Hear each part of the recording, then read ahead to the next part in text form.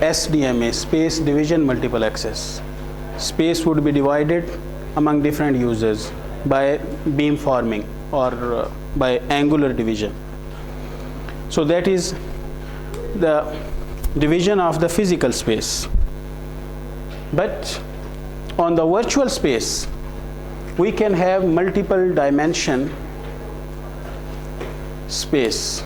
So multiple dimension space can be created by multiple orthogonal axes. Like physical space can be created by 3 orthogonal axes: x-axis, y-axis and the z-axis. 3 of them are orthogonal to each other.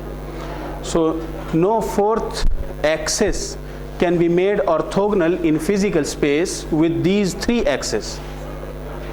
But for the virtual domain, we can have n-dimensional space. So n orthogonal vectors or signals can create n-dimensional virtual space.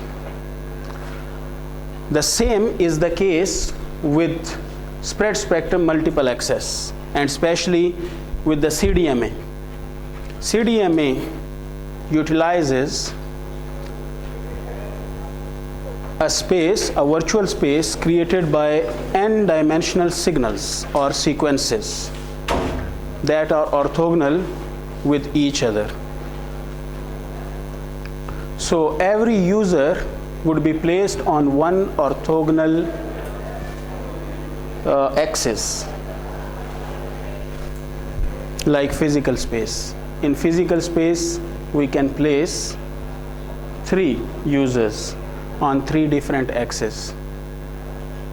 यानी कहीं भी हम उसे किसी भी axis पर रखें तो वो ऑर्थोगोनल होगा तीनों में. चौथा ऑर्थोगोनल नहीं बनाया जा सकता. और अगर हम डिवाइड करते हैं स्पेस को among users by beam forming utilising SDMA technology, utilising multiple antenna theory, beam forming, तो बीम्स हम इंडिविजुअल यूजर्स को उन बीम्स में उनके सिग्नल सेंड कर सकते हैं in such a way that the null points will be towards the interferers. Interfere से हम कुछ भी इंटरफेरेंस नहीं लेंगे. यानी रिसीवर जब बीम क्रिएट करेगा तो वो सिर्फ अपने सोर्स की तरफ बीम क्रिएट करेगा. और हर एंटेना थ्रू रेसिप्रोसिटी प्रिंसिपल, हर एंटेना ट्रांसमीटर भी हो सकता है और रिसीवर भी. तो अगर एक एंटेना पैटर्न जो ट्रांसमीटर का होगा वही एंटेना अगर रिसीवर के तौर पर यूज़ होगा वैसा ही एंटेना पैटर्न उसका होगा फॉर द रिसीविंग. तो वर्चुअल स्पेस के लिए तो ठीक है कि हमने एक बीम जनरेट कर दी towards a specific user, dedicated beam, बिल्कुल. और अगर वो यूज़र मूव करेगा बीम उसके साथ साथ मूव करेगी, उसे ट्रैक करेगी. तो ये एक तो बीम फॉर्मिंग है. तो बीम फॉर्मिंग तो हमने यानी बीम्स जनरेट कर दी और वो फिक्स्ड बीम्स हैं या स्विच की जा सकती हैं, उसे स्विच बीम फॉर्मिंग कहते हैं. तो स्विच करवाया जा सकता है. मगर अगर हम एडेप्टिव एंटेना, कोई ऐसा मैकेनिज़्म हम जहाँ एंटेना साइट पर अगर इंस्टॉल करें, इनकॉर्पोरेट करें एक ऐसा मैकेनिज़्म जो एडेप्टिवली वो इस यूज़र की लोकेशन को ट्रैक करे, तो हम उसी लोकेशन में हमेशा बीम जनरेट करेंगे और इस तरह उस यूज़र को एक बीम की सूरत में हम सेपरेट रखेंगे इन द होल एनवायरनमेंट. इसके ज़रिए एक तो एनर्जी को काफ़ी सेव किया जा सकता है और दूसरा ये कि इंटरफेरेंस को बहुत हद तक मिनिमाइज़ किया जा सकता है. क्योंकि जब हम इस यूज़र ऑफ इंटरेस्ट को एक बीम के ज़रिए अपनी इंफॉर्मेशन सेंड कर रहे हैं, सिग्नल सेंड कर रहे हैं, तो इसका मतलब है कि हम दूसरे लोगों को वैसे ही इंटरफेरेंस नहीं भेज रहे. इस वक्त हम क्या कर रहे हैं, इस वक्त इस यूज़र को भी सर्व करने के लिए हम इस पूरे रीजन में सिग्नल सेंड करते हैं, हालांकि इन सिग्नल्स की तो इसे ज़रूरत ही नहीं है, ये इंटरफेरेंस का सबब बनते हैं दूसरे यूज़र्स के लिए। तो बीम फॉर्मिंग या SDMA space division multiple access के ज़रिए हम किसी हद तक मल्टीप्लेक्सिंग कर सकते हैं, मगर गौर करें कि यानी किस हद तक हम जा सकते हैं तो वो हमारी बीम पर डिपेंड करता है। मसलन अगर एक बीम इसके लिए आ रही है तो यहाँ पर दूसरे यूज़र को अब हम वही फ्रीक्वेंसी नहीं दे सकते, तो हमारी कुछ लिमिटेशंस हैं, क्योंकि 3 डायमेंशनल स्पेस है, इससे ज़्यादा डायमेंशन हमारे पास है नहीं।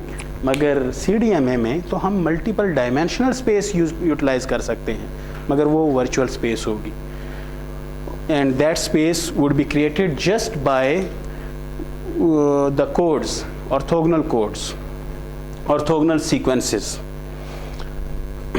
अब थोड़ा सा ज़रा स्लाइड्स पर जाने से पहले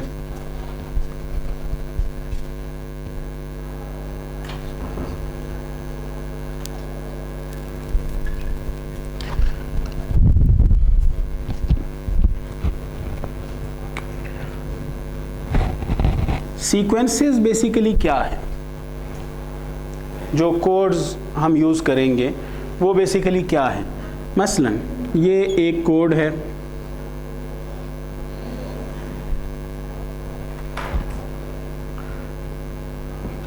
जिस इस वक्त हमारे पास इंफॉर्मेशन जो है, लेट्स से कि ये इंफॉर्मेशन है जिसकी TS ड्यूरेशन है 1 सिंबल ड्यूरेशन, तो सिंबल रेट इसका क्या हुआ 1/TS, ये इसका सिंबल रेट है, मैसेज है। अब इस मैसेज के लिए मैं एक कोड बनाऊंगा, तो अगर मैं 2 डायमेंशनल एक कोड बनाता हूं और एक ऐसा सिस्टम मैं जनरेट करता हूं, एक ऐसा सिस्टम बनाता हूं जिसमें 2 यूज़र ऑपरेट करते हैं, तो 2 मल्टीपल यूज़र्स अगर ऑपरेट करते हैं और हमारे पास डायमेंशंस यूज़ करने के लिए क्या है, इंफॉर्मेशनल क्यूब लास्ट लेक्चर वाला, तो एक डायमेंशन हमारे पास टाइम की है, दूसरी डायमेंशन बैंडविड्थ की है। अगर मैं दोनों को सेम बैंडविड्थ प्रोवाइड करता हूँ, सेम बैंडविड्थ, और इसी तरह मैं सेम टाइम यानी साइमल्टेनियसली उनको एक्सेस देता हूँ, तो इसका मतलब है कि मैं एक तीसरी जो डायमेंशन है स्पेस की, उसको यूटिलाइज कर रहा हूँ, दोनों के दरमियान स्पेस को डिवाइड कर रहा हूँ। इंफॉर्मेशन तो वही है उसी क्यूब के अंदर, उसको मैंने डिवाइड करना है। इंफॉर्मेशन तो हमें शैनन ने बता दिया है कि ये इंफॉर्मेशन की लिमिट है। अब एक यूज़र को मैं ये वाला सिग्नल देता हूँ, यानी कोड देता हूँ, और दूसरे यूज़र को ये वाला कोड, दोनों कोड आपस में ऑर्थोगोनल हैं। ऑर्थोगोनलिटी की क्या प्रॉपर्टी है, ये कॉरिलेशंस उनके दरमियान ज़ीरो होगी। मसलन ये अगर मेरे पास सीक्वेंस 1 है और ये सीक्वेंस 2 है, तो सीक्वेंस 1 और सीक्वेंस 2 टाइम डोमेन में है दोनों, क्योंकि सिग्नल्स की फॉर्म में है। तो कुछ चीज़ें इस तरह की हमने डिटेल के साथ ADC में स्टडी की थी, ये बेसिक कॉन्सेप्ट्स। तो कोशिश करें, चलें मैं दोबारा थोड़े से ओवरलैप करूँगा, अभी थोड़े से फिर भी बता देता हूँ, मगर उनको दोबारा आप रिवाइज़ कर लें। तो अगर मैं 0 से TS ड्यूरेशन तक दोनों सिग्नल्स को मल्टीप्लाई करके उनका इंटीग्रल लेता हूँ, तो ये दोनों के दरमियान कॉरिलेशन है, और ये कॉरिलेशन अगर इक्वल टू 0 मेरे पास आ जाती है, इसका मतलब है कि दोनों सीक्वेंसेस आपस में ऑर्थोगोनल हैं। इस वक्त ऐसा ही केस है, सीधे सीधे 2 टाइम इंटरवल हमारे पास बनते हैं TS/2 तक, तो इसमें अगर ये 1 इसका एम्पलीट्यूड है, ये भी 1 और ये -1 है, तो हमारे पास यहाँ से 1 और यहाँ से हमारे पास -1 आया, दोनों कैंसिल आउट हुए, 0 आ जाता है। इसका मतलब है दोनों सीक्वेंस आपस में ऑर्थोगोनल हैं। ये 2 सीक्वेंस यूटिलाइज किए जा सकते हैं फॉर CDMA पर्पस। तो ये दो सीक्वेंस। अब सीक्वेंस की कुछ मज़ीद प्रॉपर्टीज़। एक सीक्वेंस की तो ये प्रॉपर्टी बड़ी इंपॉर्टेंट है कि सीक्वेंस ऑर्थोगोनल होने चाहिए।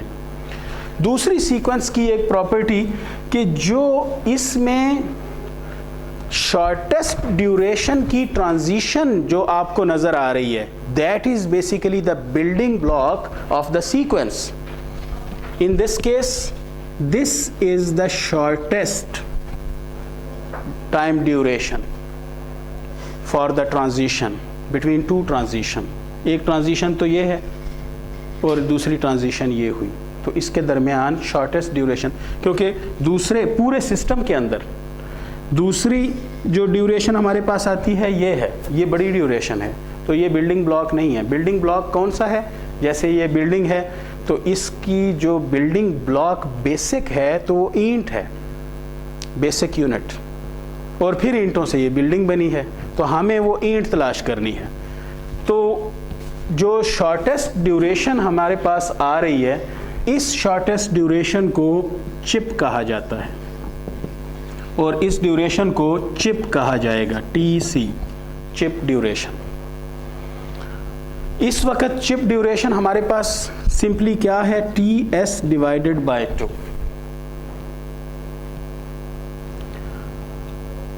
अब जितनी सीक्वेंस के अंदर चिप्स होंगी वो सीक्वेंस की लेंथ होगी।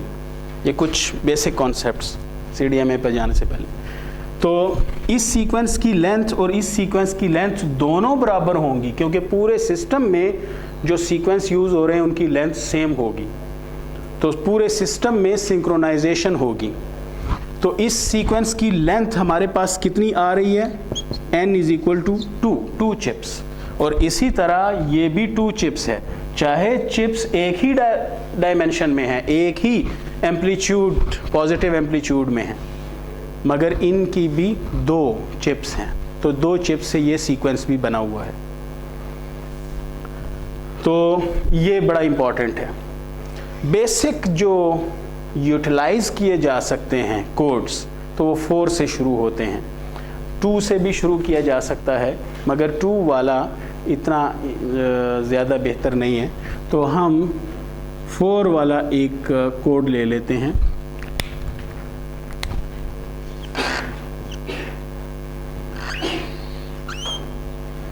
गौर करें, ये एक कोड हमारे पास हो सकता है।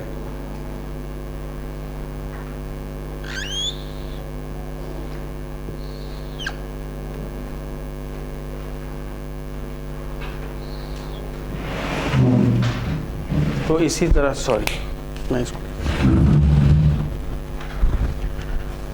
इसी तरह हमारे पास ये भी एक सीक्वेंस है, ये भी एक सीक्वेंस। थोड़ा सा ज़रा हम मज़ीद आगे एक प्रॉपर्टी की तरफ चले जाते हैं। एक तो ये प्रॉपर्टी बड़ी इंपॉर्टेंट है कि number of chips in a sequence.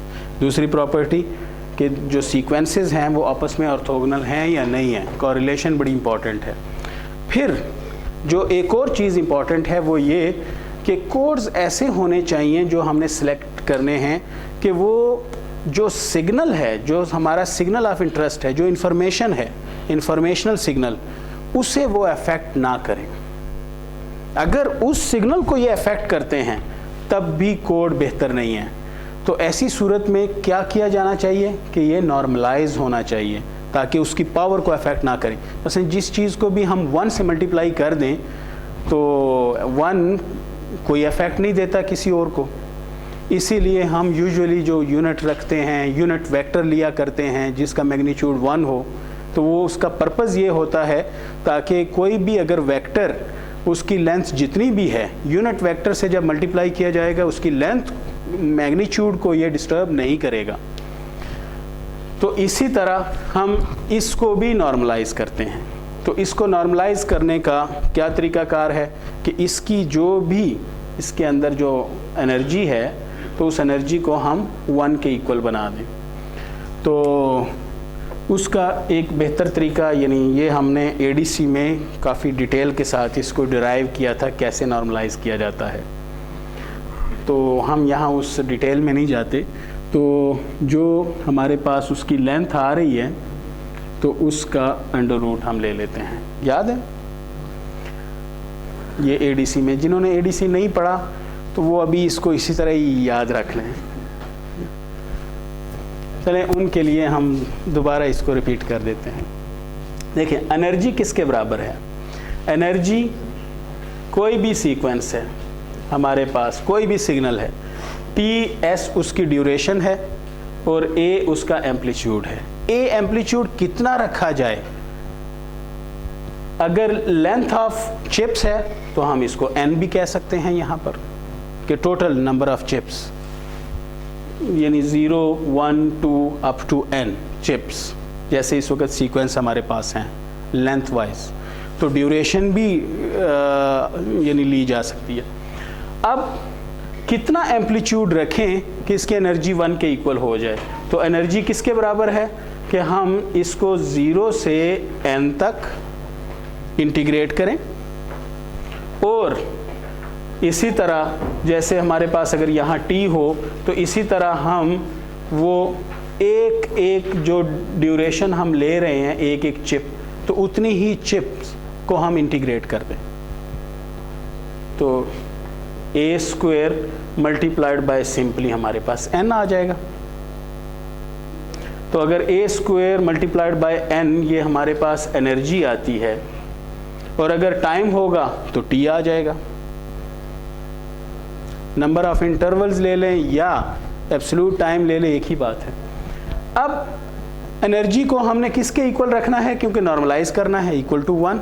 इसका मतलब है कि एम्पलीट्यूड फिर किसके बराबर होना चाहिए? 1/n, और A किसके बराबर होना चाहिए? 1/n under root. अब अगर 1/n अंडर रूट हम रख लेते हैं तो ये हमारे पास एक नॉर्मलाइज सिग्नल होगा।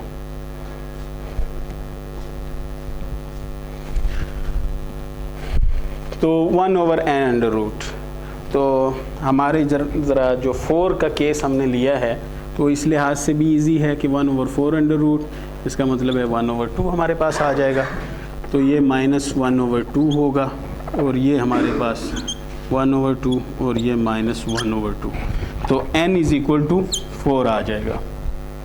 4 चिप्स हैं, और TS डिवाइडेड बाय n और divided by 4 in this case, तो ये चिप ड्यूरेशन हमारे पास आ जाएगी। एक तो ये एक इम्पॉर्टेंट प्रॉपर्टी थी। अब थोड़ा सा ज़रा हम इसको ये देखते हैं कि इनके आपस में स्पेक्ट्रल रिलेशंस क्या हैं। सॉरी, दो सीक्वेंस नहीं, वो तो हम जितना भी अब यूज़र्स को रख सकते हैं। हम किसी लेंथ का, चलें इस जो क्वेश्चन के कॉन्टेक्स्ट में हम बात आगे कर लेते हैं, हम कितने ऑर्थोगोनल सीक्वेंस बना सकते हैं। जैसे शुरू में मैंने बताया था कि विद फिज़िकल डायमेंशंस, यानी 3 डायमेंशनल स्पेस, हम कितने ऑर्थोगोनल सीक्वेंस बना सकते हैं या वेक्टर्स बना सकते हैं? सिर्फ 3, जितनी हमारे पास डायमेंशंस होती हैं। तो डायमेंशन अगर हमारे पास n है, यानी जितनी हमारे पास लेंथ है तो उतनी डायमेंशन है, इसका मतलब है उतने सीक्वेंस हम ऑर्थोगोनल बना सकते हैं। और जितने ऑर्थोगोनल सीक्वेंस हम बना सकते हैं उतने यूज़र्स को हम अकोमोडेट कर सकते हैं, मगर ज़रूरी नहीं है कि हम फुल लोड पर उसे चलाएं सिस्टम को। हम यानी फुल लोड उसका 4 यूज़र्स हो सकता है, मगर हम उसे हाफ लोड पर चला सकते हैं, 2 यूज़र्स की सूरत में चला सकते हैं। ठीक है, तो डायमेंशन जितनी बड़ी होगी उतना कोड की प्रॉपर्टीज़ अच्छी होंगी, और जितनी डायमेंशन कम होगी तो कोड आपस में उनके चांसेस ज़्यादा होंगे कि वो चैनल से अगर पास करें तो आपस में बाद में कोरिलेट कर जाएं। चाहे वो ट्रांसमीटर साइड पर कोरिलेट नहीं कर रहे थे, मगर चैनल से पास करने के बाद उनमें डिले आए और उसकी वजह से उनमें कोरिलेशंस आ जाएं। तो जितना कोड की डायमेंशन ज़्यादा होगी, यानी उसकी लेंथ ज़्यादा होगी सीक्वेंस की, तो उतना वो ज़्यादा बेहतर बिहेव करेगा, यानी उतना उसमें कोरिलेशंस कम आएंगी। तो शॉर्ट सीक्वेंसेस की बजाय लॉन्ग सीक्वेंसेस यूज़ किए जाते रहे हैं IS-95 में भी और 3G में भी आगे। मगर फ्यूचर में जो एडेप्टिव CDMA के जो सिस्टम्स आ रहे हैं और जिन पर रिसर्च हो रही है, तो हम लॉन्ग सीक्वेंस को अडेप्ट नहीं कर सकते। मसलन जब तक हम उसे अडेप्ट करेंगे तो सीक्वेंस तो चेंज हो चुका होगा, तो इसलिए फिर शॉर्ट सीक्वेंसेस उसमें इम्पॉर्टेंट हैं और पॉपुलर हैं। तो लिमिटेशन इनकी ये है। अब ये तो नॉर्मलाइजेशन की हमने बात की। अब इनकी जो प्रॉपर्टीज़ हैं, मसलन हमारे पास ये मैसेज सिग्नल है, तो इस मैसेज सिग्नल की अगर हम स्पेक्ट्रल डेंसिटी चेक करना चाहें, पावर स्पेक्ट्रल डेंसिटी कैसे ले सकते हैं हम? ये भी कुछ छोटे छोटे कॉन्सेप्ट हैं मगर बड़े इंपॉर्टेंट कॉन्सेप्ट होते हैं। मसलन अगर मेरे पास ये सिग्नल है, लेट्स से कि ये सिग्नल, इसको हम x ऑफ t कह लेते हैं, या इस वक्त चले मैसेज है तो m ऑफ t। तो अगर इस तरह के किसी भी सिग्नल, मैसेज के सिग्नल को मैं ये कह लूँ कि m ऑफ t का स्क्वायर, इसका क्या मतलब होगा? ये कोई पावर तो बन जाएगी ना? कौन सी पावर होगी? नहीं, नॉर्मलाइजेशन का तो यहाँ कोई ताल्लुक ही नहीं है। यानी पावर, कौन सी पावर होगी? ये बेसिक कॉन्सेप्ट्स हैं। मैं कहता हूँ कि ये बेसिक कॉन्सेप्ट्स ज़रूर यानी समझ में आने चाहिए। देखिए मेरे पास कोई सिग्नल है, ये ऐसे चल रहा है सिग्नल, तो मैं अगर इस सिग्नल का m ऑफ t स्क्वायर लेता हूँ, नहीं, एवरेज तो हमने कुछ किया ही नहीं, ये तो सिर्फ उसी टाइम इंस्टेंट t की पावर को शो करेगा। मसलन यहाँ एम्पलीट्यूड का स्क्वायर पावर है मगर इंस्टेंटेनियस पावर, जब आप एम्पलीट्यूड का उसी टाइम इंस्टेंट पर स्क्वायर करेंगे वो इंस्टेंटेनियस पावर होगी। अब हाँ, अब एवरेज मीन यानी रूट मीन स्क्वायर कैसे आएगा, या हमारे पास एवरेज पावर कैसे आएगी? तो देखें, अगर आप इसको पूरी, जहाँ से सिग्नल शुरू होता है और जहाँ तक वो कंटिन्यू रहता है, उस तक आप इंस्टेंटेनियस पावर्स को इंटीग्रेट करेंगे तो हमारे पास क्या चीज़ आ जाएगी? एनर्जी आ जाएगी, क्योंकि एरिया अंडर द कर्व आ रहा है तो एनर्जी आ जाएगी। और एनर्जी को जब हम फिर टोटल ड्यूरेशन पर डिवाइड करते हैं, that would be the average power. और ये मीन स्क्वायर वाली पावर है जो इन बल्ब वगैरह में यूटिलाइज होती है, या हीटर में जो डिसिपेट होती है जो power, that is the power. तो इन छोटी छोटी बातों को ज़रूर समझा करें। अब इंस्टेंटेनियस पावर है, तो इंस्टेंटेनियस पावर बेसिकली है क्या? दैट इज द पावर पर इंस्टेंट या पर सेकंड, क्योंकि इंस्टेंट हमारा सेकंड्स में होगा तो पर सेकंड, तो ये टाइम डेंसिटी बन जाती है उसकी। इसी तरह अगर मैं इस m ऑफ t का मैं m ऑफ f ले लेता हूँ, ये क्या चीज़ है? फोरियर ट्रांसफॉर्म उसका। तो अगर मैंने फोरियर ट्रांसफॉर्म उसका ले लिया तो उसका एम्पलीट्यूड इन फ्रीक्वेंसी डोमेन मेरे पास आ जाएगा। How the signal is distributed amplitude wise in frequency domain. मगर जब मैं इसका स्क्वायर ले लूँगा, स्क्वायर वैसे भी लूँगा तो एब्सोल्यूट कर लूँ तब भी ले लूँ, एक ही बात है। तो जब मैं इसका स्क्वायर ले लूँगा, अब ये क्या चीज़ बन जाएगी? बिल्कुल वैसी चीज़ जैसे m ऑफ t का मैंने स्क्वायर लिया तो ये टाइम डेंसिटी बन गई जब उसका स्क्वायर लिया, मगर अब स्पेक्ट्रल डेंसिटी, क्योंकि अब देखें 1 हर्ट्ज पर जितनी पावर है, यहाँ 1 सेकंड पर जितनी पावर थी, m स्क्वायर उसको शो कर रहा था। ये तो एवरेज तो सारी की पावर को शो करेगा, मगर ये किसकी पावर को शो करता है कि 1 इंस्टेंट पर जितनी पावर है, 1 सेकंड में जितनी पावर है, ठीक है, वो इंस्टेंट हमारा सेकंड हो सकता है। और यहाँ हमारा जो रिजॉल्वेबल फ्रीक्वेंसी कंपोनेंट है, यूनिट है, तो वो क्या है? हर्ट्ज। तो 1 हर्ट्ज में जितनी पावर है, तो इसलिए इसको यानी 1 हर्ट्ज में जितनी पावर का होना, 1 मीटर में जितने मैग्नीट्यूड का होना, तो उसे क्या कहते हैं? Linear density. 1 मीटर स्क्वायर में जितना मैग्नीट्यूड का होना, तो उसे क्या कहते हैं? Area density. सुना है ना ये नाम? ये तो आम नाम है, एरिया डेंसिटी। मसलन ये तो खैर जो घर बनाने वाले मिस्त्री होते हैं उनको भी एरिया डेंसिटी का पता होता है, कैलकुलेट करते हैं सारा, बड़ा सही कैलकुलेट करते हैं। तो एरिया डेंसिटी। तो इसी तरह अगर कोई चीज़ 1 हर्ट्ज में है तो वो स्पेक्ट्रल डेंसिटी होगा, बिल्कुल उसी तरह के word, area density, spectral density. और चूंकि ये पावर है इसीलिए इसको पावर स्पेक्ट्रल डेंसिटी कहा जाएगा।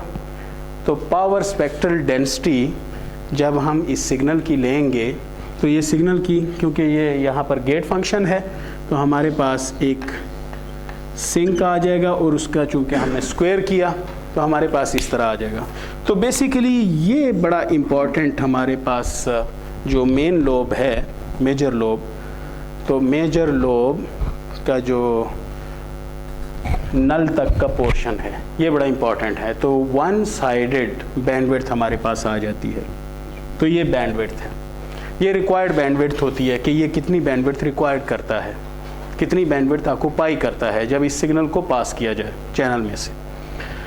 अब ये जो बैंडविड्थ है, तो इसका जो नल पॉइंट है वो 1/TS पर आएगा। गौर करें कि ये जिसका TS डिवाइडेड बाय 4 है, तो अगर इसका मैं पावर स्पेक्ट्रल डेंसिटी इसकी लेता हूं, इस वाले की पावर स्पेक्ट्रल डेंसिटी, तो वो क्या होगी? ऐसी होगी जैसे ये है। क्या श्रिंक होगी?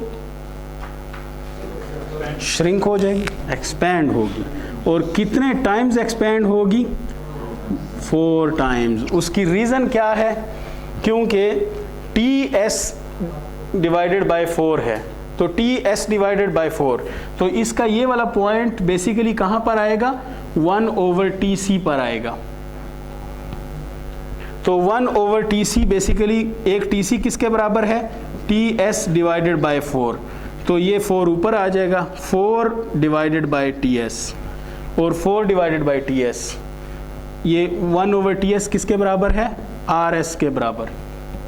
या अगर बैंडविड्थ चलें, बैंडविड्थ के ज़ुमरे में हम लेते हैं तो B के बराबर है। तो इसका मतलब है कि ये 1/TS B के बराबर है, तो 1/TC या दूसरे लफ्ज़ों में BC वो किसके बराबर हो जाएगा? 4B के बराबर। इसका मतलब है उसकी बैंडविड्थ रिक्वायरमेंट 4 टाइम्स बढ़ गई। कोई क्वेश्चन किसी का? CDMA की बेसिक्स की तरफ हम आस्ता आस्ता चलते हैं। अब अगर मैं इसको, इस सीक्वेंस को इसके साथ मल्टीप्लाई कर दूं, इस इंफॉर्मेशन के साथ, मैसेज के साथ मल्टीप्लाई कर दूं, तो वो तो सिंपली 1 है for the whole TS duration, मगर इसमें ट्रांजिशंस मौजूद हैं।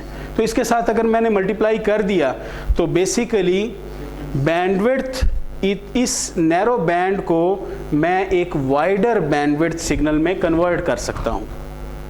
तो मैं कन्वर्ट कर दूंगा, तो ये वाला जो नैरो बैंड सिग्नल है ये वाइडर बैंडविड्थ में कन्वर्ट हो जाएगा सिग्नल में।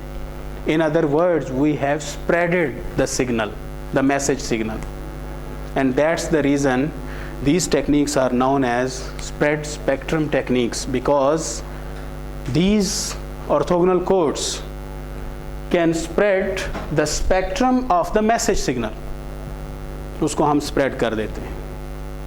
तो पहली तो ये चीज़ spread spectrum techniques। spread spectrum techniques की फिर आगे 2 टाइप्स हैं।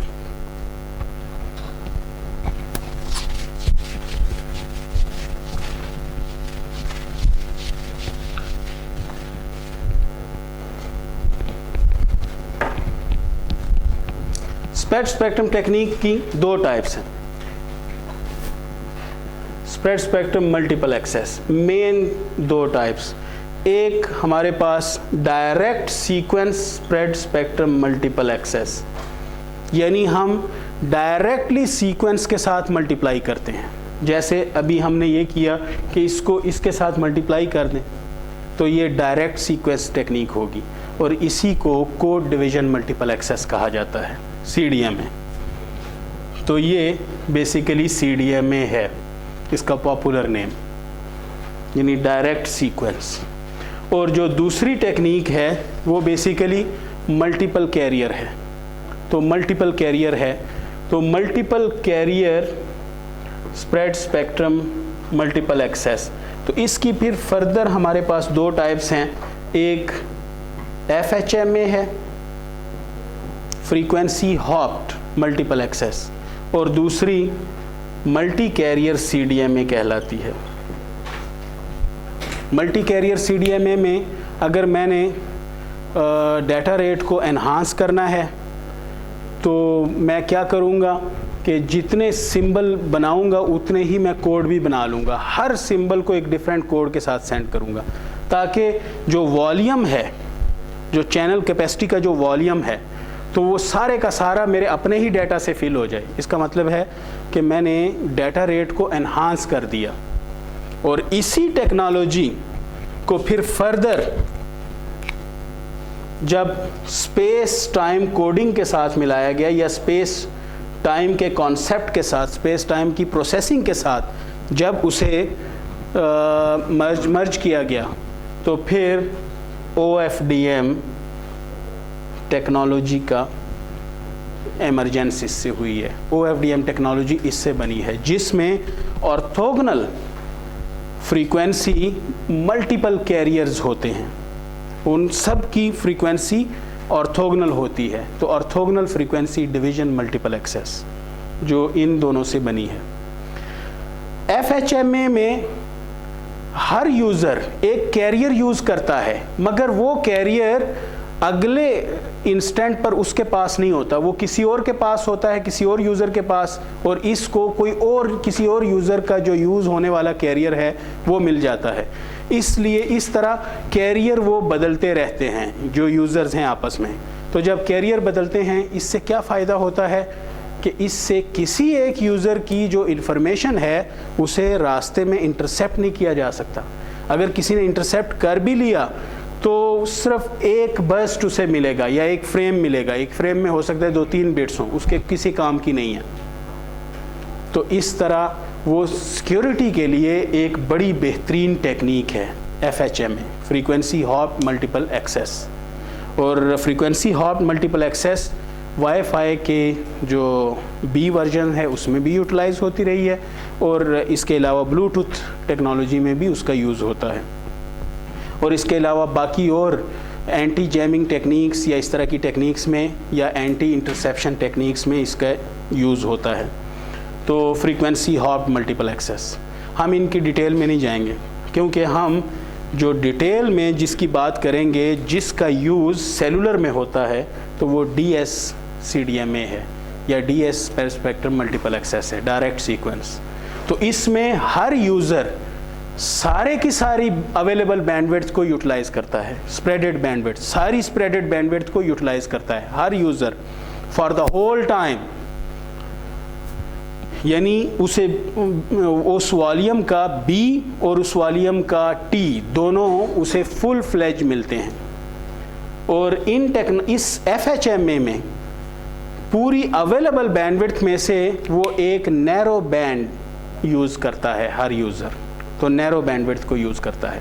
और इसके लिए भी वही है कि कैसे उस यूज़र को पता चलता है कि मैंने अगला जो सिंबल है या अगला बर्स्ट जब ट्रांसमिट करना है तो वो मैंने किस कैरियर पर करना है, उसका पता उसे इस कोड के ज़रिए चलता है।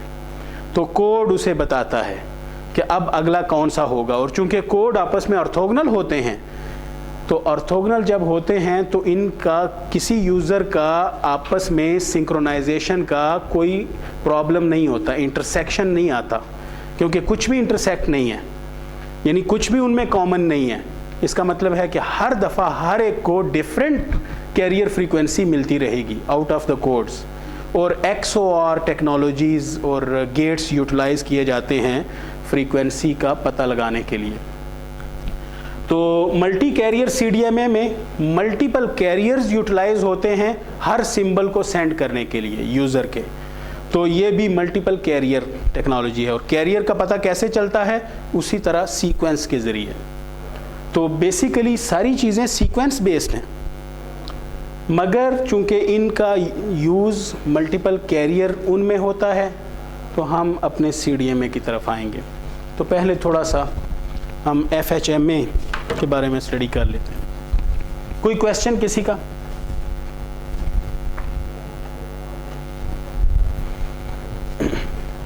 So first of all, spread spectrum multiple access technologies. These technologies use the signals that have the bandwidth much larger than the minimum required bandwidth of the information. जैसे minimum required bandwidth तो ये है, और जो spread spectrum technology होगी वो इस full bandwidth को यूटिलाइज करेगी। इस वक्त तो मैंने जस्ट 4 टाइम्स लिया है, वैसे तो ये 100 टाइम्स से भी ग्रेटर होती है, यानी 128। ये तो आम कोड है जो यूटिलाइज होता है लेंथ का, मगर इससे बड़ी लेंथ के कोड भी यूटिलाइज होते हैं।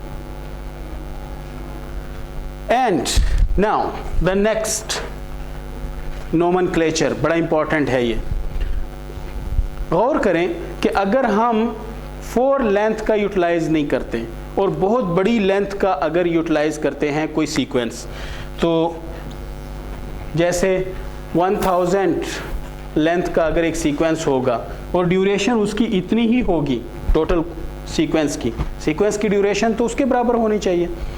तो अगर वो होगा तो वो क्या ऐसा नज़र आएगा?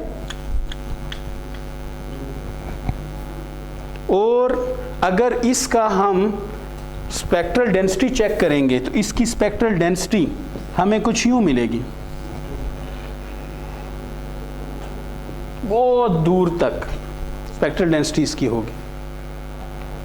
और इसकी स्पेक्ट्रल डेंसिटी, अगर इसकी एक और जो प्रॉपर्टी है, अगर इसकी हम इसको नॉर्मलाइज करें तो इसका मतलब है कि मैसेज की जो स्पेक्ट्रल डेंसिटी है उसको तो ना ये ज़्यादा कर सकता है ना कम कर सकता है जब ये मल्टीप्लाई होंगे। जैसे इसको अगर इसके साथ मल्टीप्लाई किया जाए तो लेट्स से कि जो दोनों की मल्टीप्लिकेशन से हमारे पास सिग्नल निकले तो वो P ऑफ T है।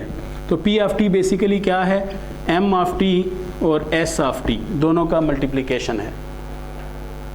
तो P ऑफ T का अगर हम पावर स्पेक्ट्रल डेंसिटी चेक करना चाहें तो वो पावर स्पेक्ट्रल डेंसिटी बेसिकली देखें, इनका कन्वोल्यूशन होगा फ्रीक्वेंसी डोमेन में, तो M of F would be multiplied with convolutional S of F, दोनों आपस में मल्टीप्लाई होंगे। S ऑफ F तो असल में 1 है, ठीक है, और तो जब ये आपस में मल्टीप्लाई होंगी तो बेसिकली तो पावर तो इसकी वही रहेगी, मगर डिस्ट्रीब्यूशन पहले सारी की सारी पावर यहाँ पर डिस्ट्रीब्यूटेड थी। अब जब वो एक बड़ी लेंथ पर डिस्ट्रीब्यूट होगी तो लाजमी बात है कि पावर का एम्पलीट्यूड बड़ा कम हो जाएगा। यानी जब जैसे अगर एक बाल्टी पानी हो, ठीक है, तो हमारे पास यहाँ पर अगर बाल्टी पड़ी हुई है पानी की तो एम्पलीट्यूड उसका काफ़ी हाई नज़र आता है क्योंकि नीचे डेंसिटी कम है। तो कम डेंसिटी पर वो डिस्ट्रीब्यूटेड है, कम एरिया में डिस्ट्रीब्यूटेड है। मगर अगर मैं उसे गिरा दूं तो एम्पलीट्यूड बड़ा कम हो जाता है, एक लेयर फैल जाती है पानी की एक बड़े एरिया पर, क्योंकि पानी तो वही है, पानी चेंज नहीं हुआ, मगर सिर्फ उसको एरिया अब बड़ा मिल गया है स्प्रेड होने के लिए। तो इसी तरह जब सिग्नल की पावर को स्प्रेड होने के लिए स्पेक्ट्रम बड़ा मिल जाए तो लाजमी बात है कि वो हमें कम पावर स्पेक्ट्रल डेंसिटी के साथ नज़र आएगा। तो जब कम पावर स्पेक्ट्रल डेंसिटी के साथ नज़र आएगा तो लाजमी बात है कि नॉइज़ का भी अपना एक लेवल होता है, तो वो नॉइज़ के लेवल के बड़ा करीब सिग्नल पहुंच जाएगा। इसलिए सिग्नल, स्प्रेडेड सिग्नल को डिटेक्ट करना भी मुश्किल काम होता है। और ये इसलिए भी ये टेक्नोलॉजी यूज़ की जा सकती है कि ये एंटी जैमिंग टेक्नोलॉजी है CDMA में, और ये डिटेक्टेबल फिर इसका सिग्नल नहीं होता क्योंकि उसकी SNR तो बहुत कम होती है, 0 dB के अराउंड। तो 0 dB के अराउंड का मतलब क्या है कि वो सिग्नल तो कहीं किसी स्पेक्ट्रम एनालाइज़र पर नज़र ही नहीं आएगा। जिसके पास असल में सीक्वेंस होगा सिर्फ वो उसे देख सकेगा, इसके अलावा वो छुपा रहेगा। तो इसलिए ये एक काफ़ी सिक्योरिटी प्रोवाइड करने वाली टेक्निक है।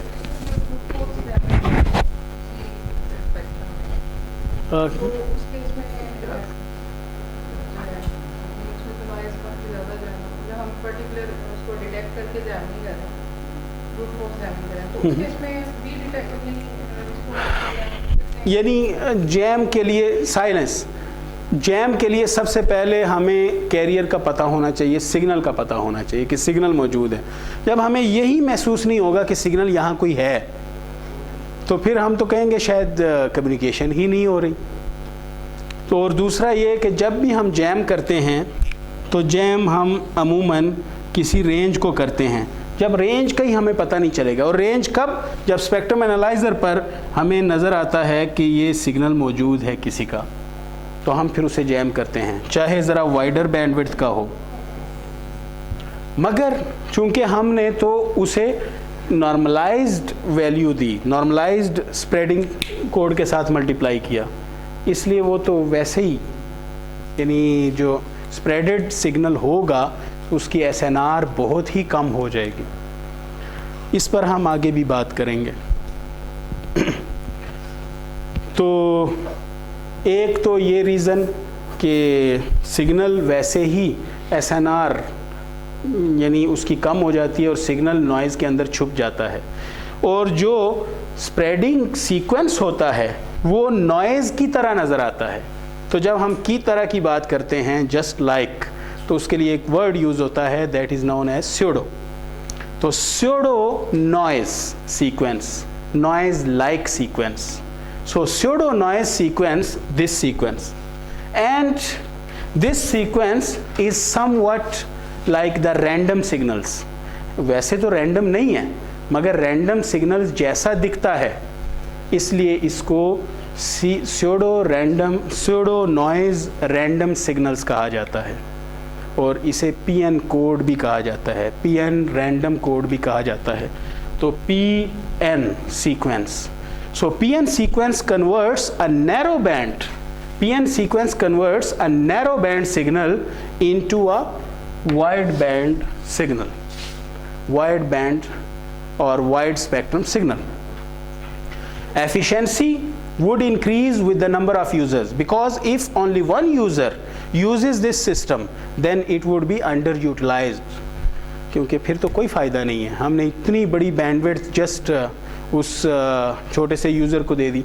मसलन अगर मैसेज की बैंडविड्थ हमारे पास 200 किलोहर्ट्ज़ है अगर इस मैसेज की, और मैं 1000 ड्यूरेशन वाला या 1000 चिप्स वाला सिग्नल यूज़ कर रहा हूँ, कोड यूज़ कर रहा हूँ, तो 1000 टाइम्स तो मैंने इंक्रीज़ कर दी, 200 मेगाहर्ट्ज़ का सिग्नल बन जाएगा। तो 200 मेगाहर्ट्ज़ का सिग्नल अगर एक यूज़र से मैं यूज़ करवाऊँगा फिर तो कोई फ़ायदा नहीं। तो इसलिए आसपास के जितने भी सेल्स होते हैं CDMA में, वो सारे एक ही फ्रीक्वेंसी पर ऑपरेट कर रहे होते हैं, क्योंकि जस्ट हम बड़ी लेंथ का सिग्नल सीक्वेंस यूज़ कर लेते हैं तो उतने ही हम यूज़र्स को अकोमोडेट उसमें कर सकते हैं, और एक्टिव यूज़र हमेशा उस लेंथ से कम ही होते हैं, यानी फुली लोडेड सिस्टम नहीं होता। नुकसानात भी हैं, ये तो फ़ायदे हम गिना रहे हैं। नुकसानात इसके ये हैं कि जितने यूज़र हम और डालते जाएंगे तो सिस्टम लोड होता जाता है और हर यूज़र दूसरे को इंटरफेरेंस देना शुरू करता है। उस इंटरफेरेंस की बात हम बाद में करते हैं।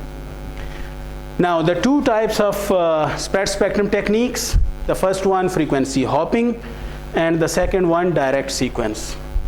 So direct sequence is also known as CDMA.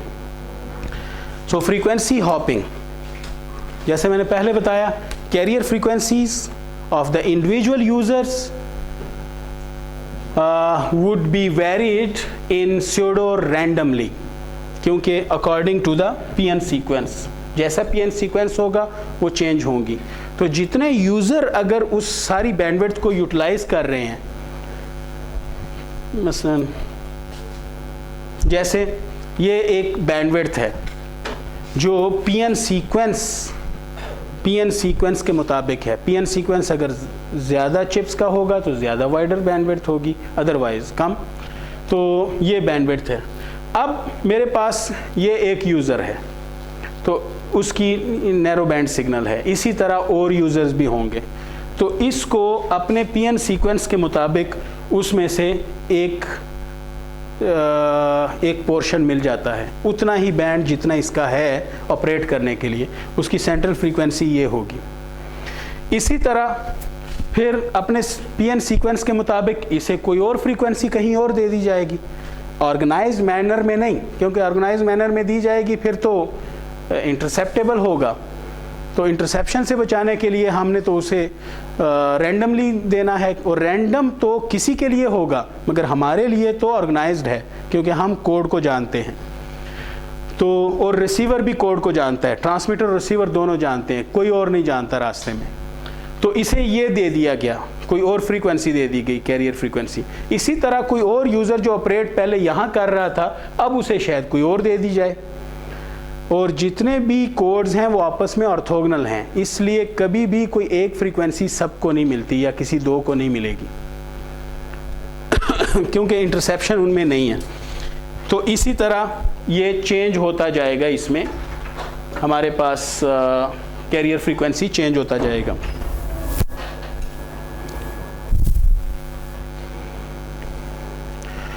The data is broken into uniformed size burst और frames। तो उसमें डाटा, सबका डाटा यूनिफॉर्म साइज इसलिए ताकि सिंक्रोनाइज सिस्टम रहे, हर यूज़र का एक एक अपना अपना बर्स्ट है। तो वो एक कैरियर फ्रीक्वेंसी जो उसे किसी एक इंस्टेंट पर मिलती है उस पे एक बर्स्ट ट्रांसमिट कर देता है। अब अगर उस बर्स्ट के अंदर जो डाटा है, तो अगर वो डाटा रेट जो उस बर्स्ट के अंदर जो डाटा है, अगर वो डाटा रेट से rate of change of carrier अगर ये ज़्यादा हो जाए, यानी rate of change of carrier data rate से ज़्यादा अगर हो, तो इसका मतलब है कि सिस्टम बड़ी तेज़ी के साथ वो कैरियर फ्रीक्वेंसीज को चेंज कर रहा है। तो सिस्टम उतना ज़्यादा सिक्योर होगा, उतनी ज़्यादा सिक्योरिटी प्रोवाइड करेगा। तो इस तरह के जो फ्रीक्वेंसी हॉपिंग मैकेनिज़्म होगा तो उसे फास्ट फ्रीक्वेंसी हॉपिंग कहा जाता है, and that is used for highly secure systems. और अगर rate of change of carrier is lesser than the data rate, then it is slow frequency hopping.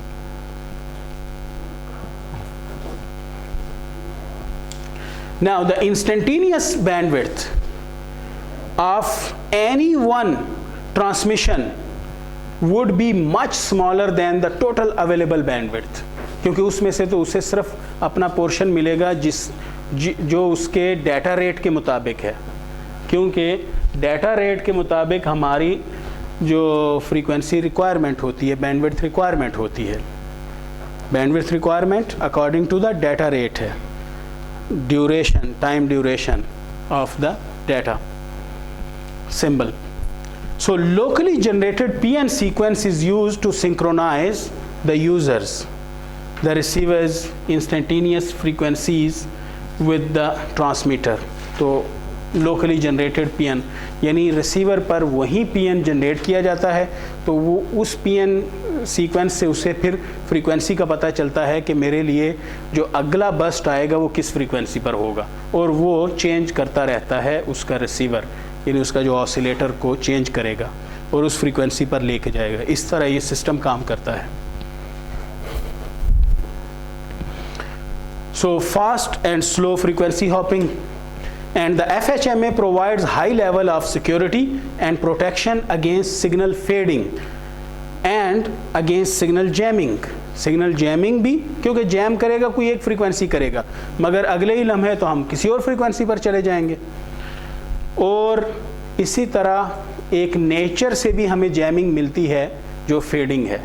तो किसी एक फ्रीक्वेंसी पर अगर फेडिंग है तो हर फ्रीक्वेंसी पर फेडिंग नहीं होती, तो क्योंकि फेडिंग फ्रीक्वेंसी सिलेक्टिव फिनोमेना है, तो उस फ्रीक्वेंसी पर अगर फेडिंग है तो एक बस्ट हमारा लॉस हो सकता है, और अगर एक बस्ट लॉस हुआ तो उसे चैनल करेक्शन कोड्स के ज़रिए हम दोबारा रिट्रीव कर लेंगे, मगर हमारा डाटा लॉस नहीं होगा, क्योंकि अगले ही बार वो फ्रीक्वेंसी अब फिर शायद 1000 इंस्टेंट्स के बाद हमें दोबारा मिले, तो cyclically.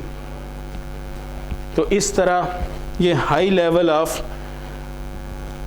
Security against jam fading भी प्रोवाइड करता है। तो ये हमारे पास ये मैकेनिज़्म है जो यूटिलाइज होता है। Now the next topic, the direct sequence. So the direct sequence more और लेस आई हैव एक्सप्लेन्ड।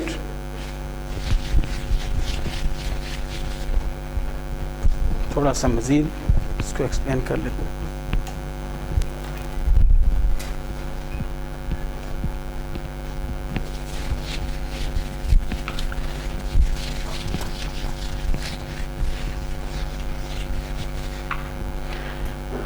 कैसे काम करता है एक CDMA सिस्टम।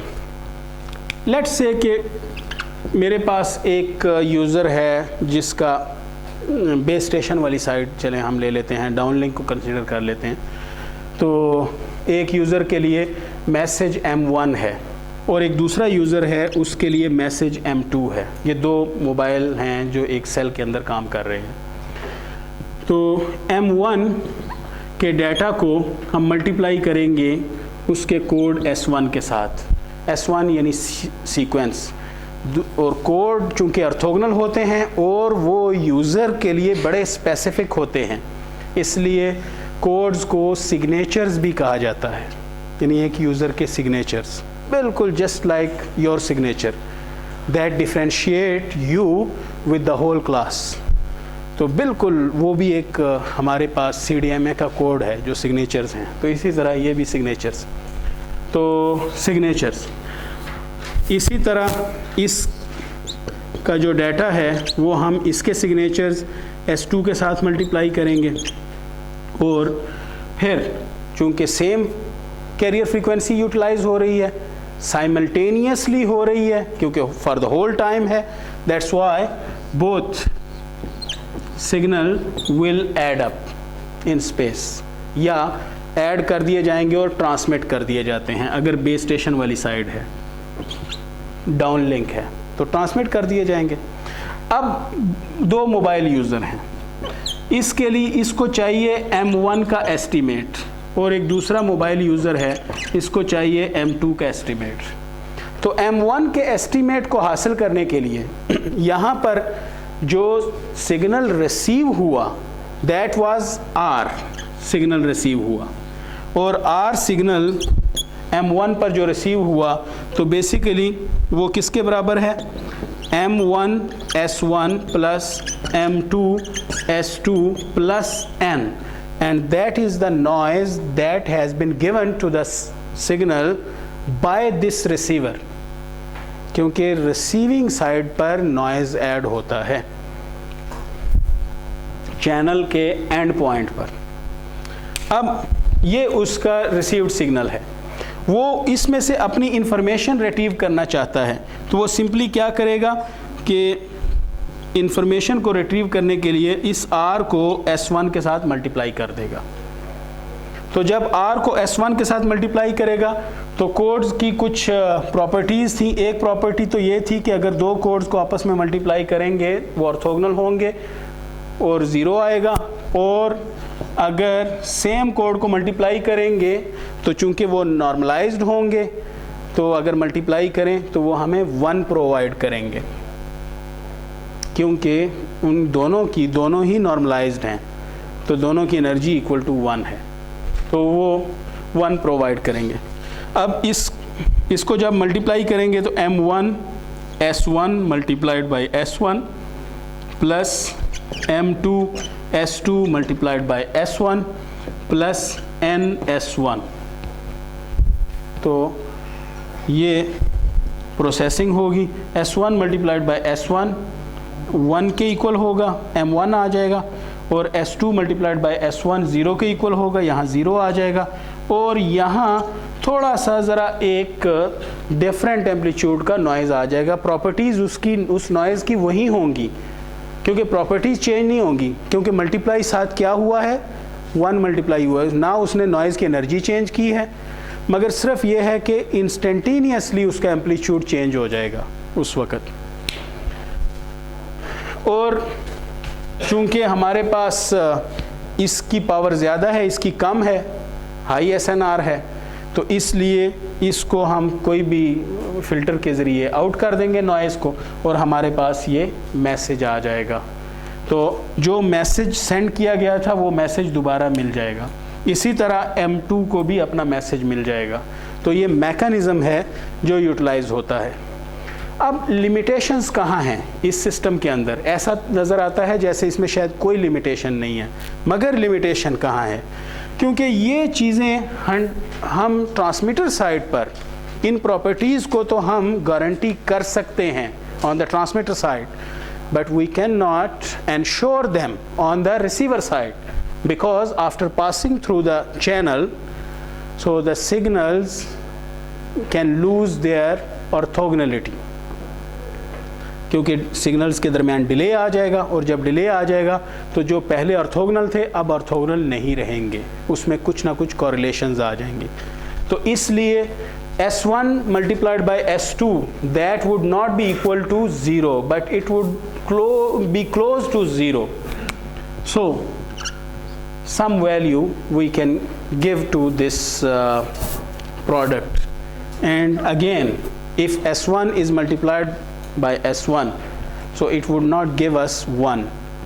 ये भी हमें कुछ ना कुछ वैल्यू प्रोवाइड करेगा, but that would be lesser than 1, क्योंकि 1 तो 100% है। तो जब और कुछ ना कुछ कॉरिलेशंस आ गई हैं, तो उन कॉरिलेशंस की वजह से अब ओवरलैपिंग कम हो जाएगी सेम सिग्नेचर्स की अपने ही सिग्नेचर के साथ। तो जब ओवरलैपिंग कम हो जाएगी कॉरिलेशंस की वजह से किसी और के साथ, तो फिर क्या होगा? क्योंकि जब ट्रांसमिट किया उसकी डायमेंशन थोड़ी सी चेंज हो गई, तो वो उसके साथ फिर मल्टीप्लाई नहीं हो सकेगा।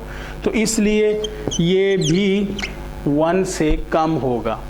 अब ऐसी सूरत में हमारे पास जब यहाँ 0.9 और यहाँ पर हमारे पास 0 की बजाय 0.1 M2 आ जाएगा। इसका मतलब है ये तो जस्ट 0.1 और 0.9 नहीं आएंगे, ये तो जस्ट हमने फ़र्ज़ किया है, एज्यूम किया है। अब गौर करें कि पहले तो 0 आ रही थी, अब ये वैल्यू 0 नहीं आ रही। ये तो नॉइज़ है, मगर ये अनवांटेड सिग्नल है, but that is wanted by the mobile too, so that would be the interference. और ये इंटरफेरेंस ना तो को चैनल इंटरफेरेंस है, ना एडजेसेंट चैनल इंटरफेरेंस है, बल्कि ये तो मल्टीपल यूज़र इंटरफेरेंस है, क्योंकि मल्टीपल यूज़ की वजह से आया है। When multiple users are sharing the same resources among themselves, तो ये उसकी वजह से आया है। तो इसलिए इसको मल्टीपल एक्सेस इंटरफेरेंस कहा जाता है। तो मल्टीपल एक्सेस इंटरफेरेंस और ये नॉइज़, तो यहाँ पर जो हमारी SNR आउट है, output SNR, and on the output SNR the bit error rate or performance of the system is based on the output SNR. तो इस आउटपुट SNR बेसिकली क्या है? सिग्नल पावर, यानी जो हमारे सिग्नल ऑफ इंटरेस्ट की power है, divided bye noise power जो यहाँ से, प्लस इंटरफेरेंस। दूसरे लफ्ज़ों में हम इसे कह सकते हैं कि SINR है, ये signal to interference plus noise ratio, output SNR। तो अब देखें कि जब डिनोमिनेटर में हमारे पास ये टर्म एक आ गई, उसकी वजह से SNR हमारी कम हो गई। SNR के कम होने से तो प्रोबेबिलिटी ऑफ एरर हमारा बढ़ जाएगा, और प्रोबेबिलिटी ऑफ एरर जब बढ़ेगा तो परफॉर्मेंस उस सिस्टम की ख़राब हो जाएगी। इसका मतलब है जितने और यूज़र हम डालते जाएंगे वो अपने अपने हिस्से की मल्टीपल एक्सेस इंटरफेरेंस प्रोवाइड करेंगे, और हर एक जब अपने हिस्से की मल्टीपल एक्सेस इंटरफेरेंस प्रोवाइड करेगा तो आखिरकार एक पॉइंट ऐसा आ जाएगा कि सब सारा सिस्टम ही बैठ जाएगा। इन इस डिज़ायर्ड यूज़र के लिए सिग्नल को डिटेक्ट करना भी पॉसिबल हमारे लिए नहीं रहेगा। क्लियर? तो ये इसकी लिमिटेशन है जिसको हम बाद में देखते हैं।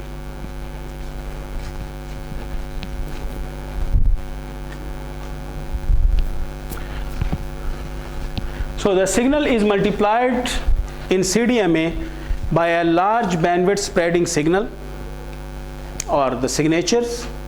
Spreading signal would be a PN code, and that has a chip rate much larger than the data rate, क्योंकि इसका जो chip rate होगा RC that would be much larger than RS, क्योंकि अगर 100 लेंथ का हम यूज़ कर रहे हैं तो simply RC would be 100 times RS, that is much larger than RS.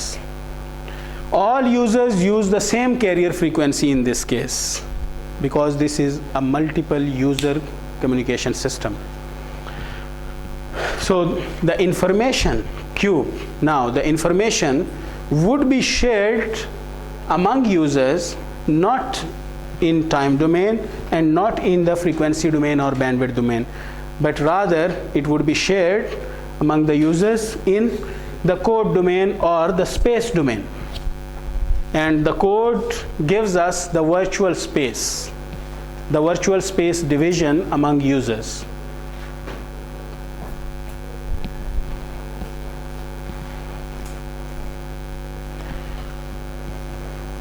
तो इसमें मैसेज एक सेंड किया गया, ट्रांसमिट किया गया, कोड के साथ मल्टीप्लाई किया गया, फिर एक स्प्रेडेड सीक्वेंस है।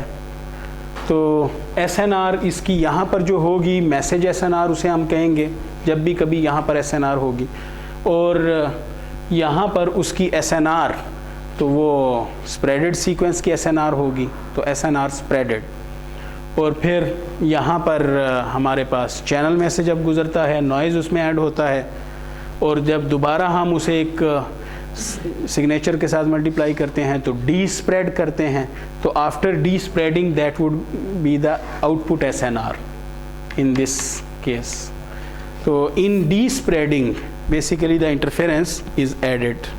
जब हम डी स्प्रेड कर रहे हैं ये प्रोसेस डी स्प्रेडिंग कहलाता है. स्प्रेड स्पेक्ट्रम को दोबारा हम नैरो बैंड पे लेके आते हैं.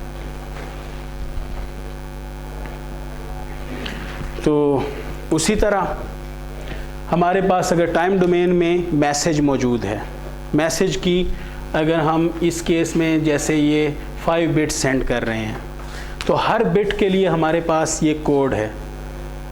तो जब हम इस सारे मैसेज को सेंड करेंगे तो जस्ट मल्टीप्लाई होगा, तो जब -1 के साथ मल्टीप्लाई होगा तो जस्ट कोड इन्वर्ट हो जाएगा. तो हमारे पास यही वाला जो मैसेज था अब इस शेप में नज़र आएगा. तो टाइम डोमेन में तो ठीक है, उसमें मल्टीपल ट्रांजिशंस आ गई. मल्टीपल ट्रांजिशंस के आने से उसकी बैंडविड्थ रिक्वायरमेंट चेंज हो जाएगी जब चैनल में से पास करने के लिए. तो पहले वो नैरो बैंड था और कोड की जो बैंडविड्थ थी, और दोनों का जब कन्वोल्यूशन हुआ तो हमारे पास इस तरह की शेप में आ गया. और जब हमने उसे हाई कैरियर पर लेके गए, ये तो इंटरमीडिएट फ्रीक्वेंसी थी, और अब उसे हम जस्ट सेंड करने के लिए रेडियो फ्रीक्वेंसी पर ले जाएंगे, या दूसरे लफ्ज़ों में हम उसे मॉड्यूलेट अब करना चाह रहे हैं. तो फिर हमारे पास बैंड लिमिटेड स्पेक्ट्रम में सिग्नल बैंड लिमिटेड हो जाएगा. तो जब बैंड लिमिटेड होगा तो ये बाकी हिस्सा ख़त्म, और हमारे पास पूरे बैंड का सिग्नल जो जो सेंड करने के लिए या ट्रांसमिट करने के लिए जो तैयार है, रेडी है. इसका मतलब है कि हम वर्चुअली जो स्पेस जो चैनल यूटिलाइज कर रहे हैं वो इतनी बैंडविड्थ को यूटिलाइज कर रहे हैं, जबकि हमारे पास जो अपने मैसेज की बैंडविड्थ थी वो काफ़ी कम थी। तो इसलिए इसको स्प्रेड स्पेक्ट्रम टेक्नोलॉजी कहा जाता है।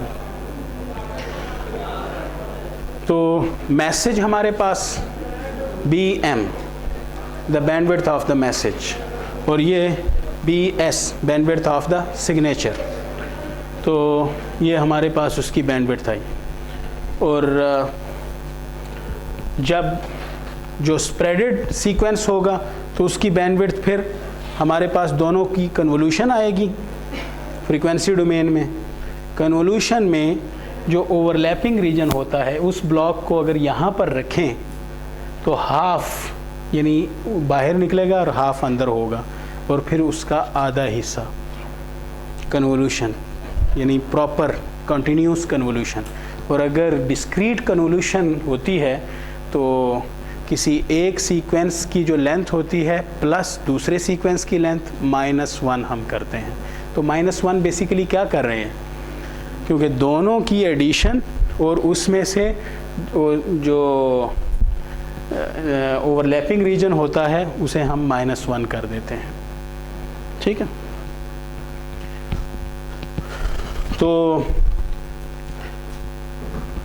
तो हमारे पास P of t that was the spreaded sequence और स्प्रेडेड सिग्नल।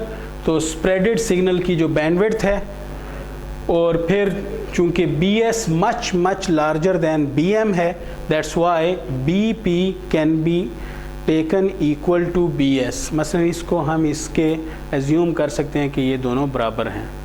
तो वैसे तो जो स्प्रेडिंग गेन हमें मिल रही है G, that would be equal to BP divided by BM, but because we can take BS instead of BP, and that's why BS divided by BM, and BS divided by BM according to our chip rate, that would be equal to N, the length of the spreading sequence, क्योंकि BS N times BM के बराबर होता है। ये हमने अभी discuss नहीं किया। तो n टाइम्स, तो n सीक्वेंस की length, number of chips in the sequence, इसलिए G जो स्प्रेडिंग गेन हमें मिलती है that is basically equal to, can be taken equal to the length of the sequence. तो length of the sequence is basically the spreading gain that we can get, and that much users we can accommodate in the system, चाहे वो frequency hop system हो या वो direct sequence system हो, उतने users हम उसमें अकोमोडेट कर सकते हैं।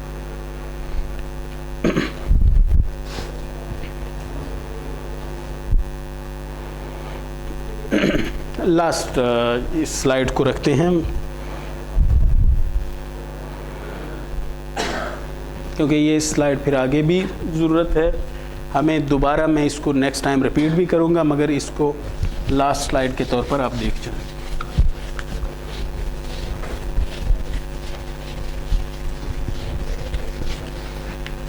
अगली स्लाइड्स हमने वैसे ही डिस्कस कर ली हैं, उसको जस्ट एक नज़र देख लेंगे।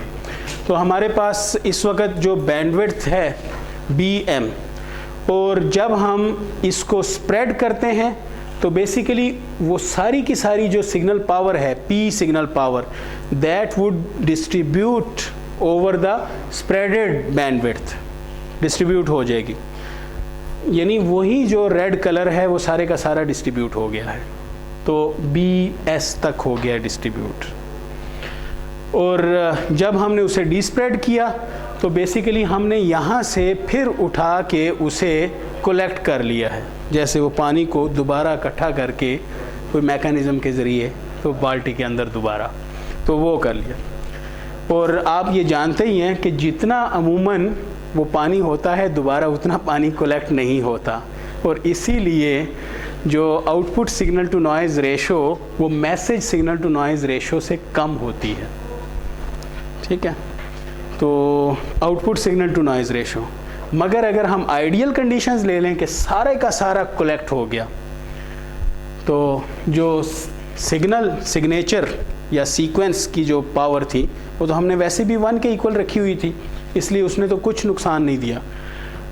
तो नॉइज़ की जो पावर है वो n0 मल्टीप्लाइड बाई bm होगी, यानी जितना bm है तो n0 नॉइज़ स्पेक्ट्रल डेंसिटी, यानी 1 हर्ट्ज़ में जितना नॉइज़ है तो bm हर्ट्ज़ पे कितना नॉइज़ होगा, that would be the total noise power under the signal.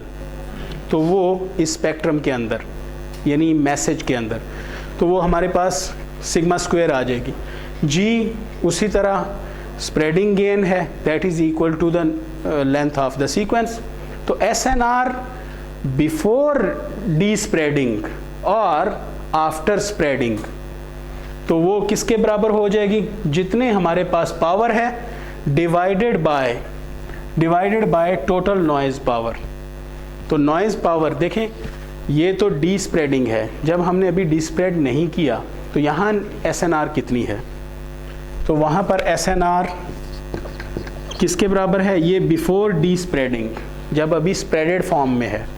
तो जो सिग्नल की पावर है वो तो वही P है, वो तो चेंज ही नहीं हुई। और पहले तो इस बैंडविड्थ के अंदर नॉइज़ था जब मैसेज था, अब बैंडविड्थ कितनी है, BC या BS multiplied by noise power spectral density. तो P डिवाइडेड बाय BS किसके बराबर है, वो GBM के बराबर, तो n0 आ गया। और ये चीज़ किसके बराबर है, ये सिग्मा स्क्वायर के बराबर। और ये चीज़ जो हमारे पास आ जाती है ये बेसिकली SNR M है, मैसेज की SNR। तो जो बिफोर डी स्प्रेडिंग जो मैसेज की SNR डिवाइडेड बाय G, इसका मतलब है कि SNR कितने टाइम्स कम हो जाती है after spreading, that is G times कम हो जाती है। तो अगर G बहुत बड़ी लेंथ का होगा तो SNR तो बहुत नीचे आ जाएगी, जिसे डिटेक्टेबल भी सिग्नल नहीं रहता, यानी इवन वो सिग्नल इमर्स हो जाता है नॉइज़ के अंदर, यानी इतनी कम SNR हो जाएगी। तो ये चीज़ इस, और आफ्टर डी स्प्रेडिंग, जब हमने डी स्प्रेड उसे कर दिया, that is the output SNR, तो वो फिर P divided by sigma square आ जाएगा, दोबारा सारे का सारा इकट्ठा हो गया। तो SNR M के बराबर in ideal condition. So the multiple access techniques that we have discussed so far are the FDMA, TDMA and CDMA. So the main standards that are based on these multiple access techniques are the AMPS, GSM, but GSM uses the hybrid FDMA and TDMA, but we can say that it is mainly based on TDMA. And CDMA also uses the hybrid, क्योंकि FDMA तो सबके साथ hybrid है, कोई absolute spectrum तो नहीं use करता, spectrum तो डिवाइड हमेशा होता है।